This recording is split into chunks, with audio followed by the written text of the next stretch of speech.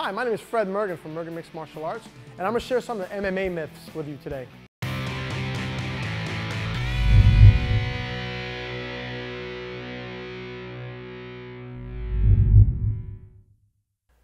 One of the MMA myths out there is, will MMA make my child violent?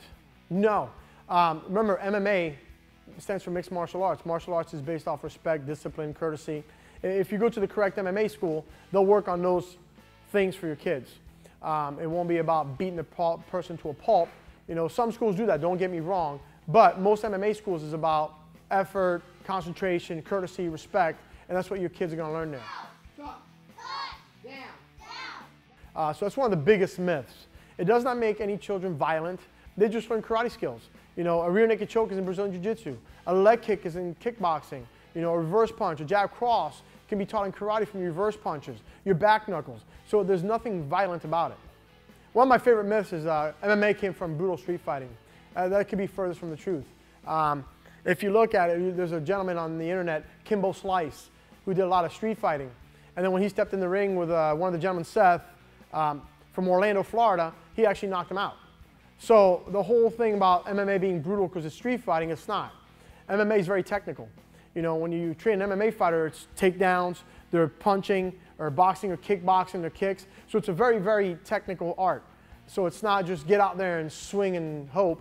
It's actually, you have a plan behind what you do. They say MMA is more dangerous than any other contact sport. It could be the furthest thing from the truth. Because if you think about a contact sport, there's going to be contact. You're going to get hurt, no matter what. Look at football. People have gotten paralyzed, players have gotten paralyzed from banging helmets together. They've broken legs, they've torn knees. There are more injuries in football than there is in MMA. You know, yes, we get a little bruised up and bloody, but that heals up right away. You know, you tear your ACL, your meniscus on your knee, that takes forever to heal. You know, shoulder surgery, hip surgery, and you hear about that in football all the time. Soccer's another one. You know, a lot of people get hurt in soccer, get a lot of hurt in cheerleading. So MMA being more brutal than any other contact sport is so far from the truth. They say boxing is more refined than MMA. Well, if you think about it, boxing is in MMA. Because if you watch them, they do a lot of jab, cross, and hooks. They throw their uppercuts. They throw a lot of punches. They throw the wild overhand.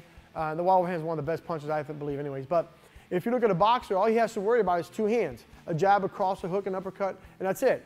An MMA fighter's got to worry about getting taken down. He's got to worry about getting kicked. He's got to worry about getting submitted on the ground, choked. So it's a lot more than just throwing a jab, a cross, a hook, and an uppercut. You know, MMA's got a lot more technicality. It's a 3D version of fighting.